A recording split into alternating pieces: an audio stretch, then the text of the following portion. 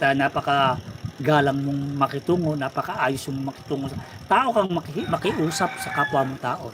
Mas maganda ka pa dun sa mga maladyos ang itsurang ano, na ang kanilang ugali ay masahol pa sa borak at masahol pa sa mga bagay na kinaiinisan natin. Ganun lang po yun. Kaya yan, beauty is in the eye of the beholder.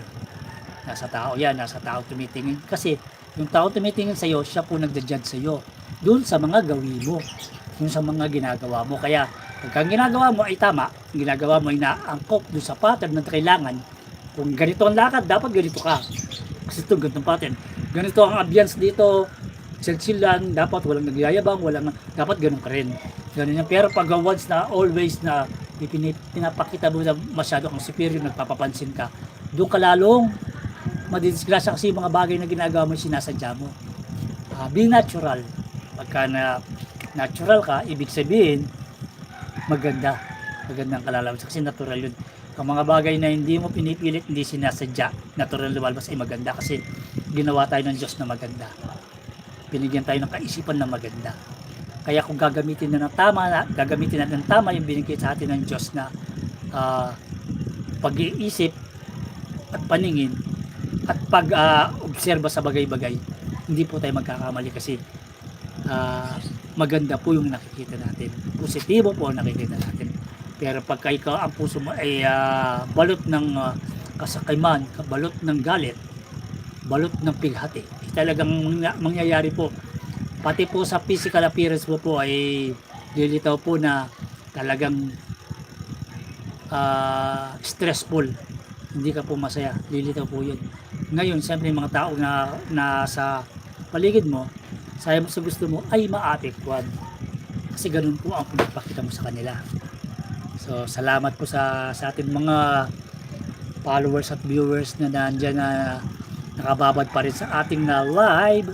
Na kanina po ay nagpahinga tayo ng konti dahil nga nag-lunch po tayo at alam nyo naman po ang ating papel ng yung abang likod na si Ethan Craftsman na meron po tayong mga kids na inaalagaan, mga anak at ang aking pong nanay na 80 years old na kailangan talaga ay asikasuhin. Kaya minsan na ginagawa ko po kahit naka-live po tayo, nag-mute lang ako ng mic at make sure ko muna po na hindi kayo mahinip dahil meron po kayo napapanood.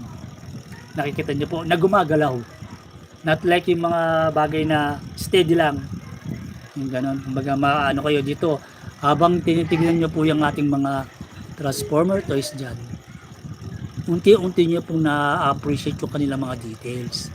Sa pag-ikot po nyan, siguradong umiikot rin po yung inyong imahinasyon na paano kaya naging truck yung kulay red na yun. Iniisip nyo po paano siya nag-transform. Na yun po ay ginagamitan ng pattern yung tinatawag ko. Meron pong instruction yan na hindi may step by step yan bago mabuo ng ganyan.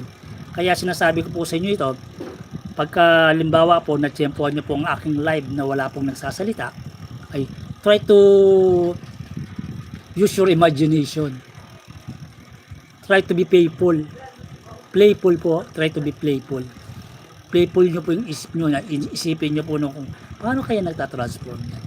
Tsaka nyo po appreciate yung mga details ng mga toys na nakita nyo po kung gaano kagaling ang mga toy maker, mga engineer na toy maker na from this car to that robot, diba? From robot to this car, ganun yun, no? Diba? Maano nyo po, ma-amaze ka po na talagang masasabi mo po na yan po ay ginamitan po ng isip. Ginamitan po ng isip na may kasamang art na kung paano nila po mabibigyan ng ganyang form yung truck na yan. Diba po, nag-uumpisa po yan sa mga magaling mag-drawing, nag-drawing muna ng cartoons na yan, yung mga toys na yan.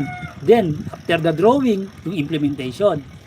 Nakapag-drawing ka nga ng robot, paano mo naman siya i-drawing na nagtatransfer ng unti-unting nagiging nagiging car siya or truck siya, di ba? Imagine mo kung gaano yung imahinasyon. Kaya ang naitutulong po sa atin ng mga ganitong toys, kung tinitignan lang po natin sila, it's just a toys. Parang ganun yan. Ano yung masasabi natin?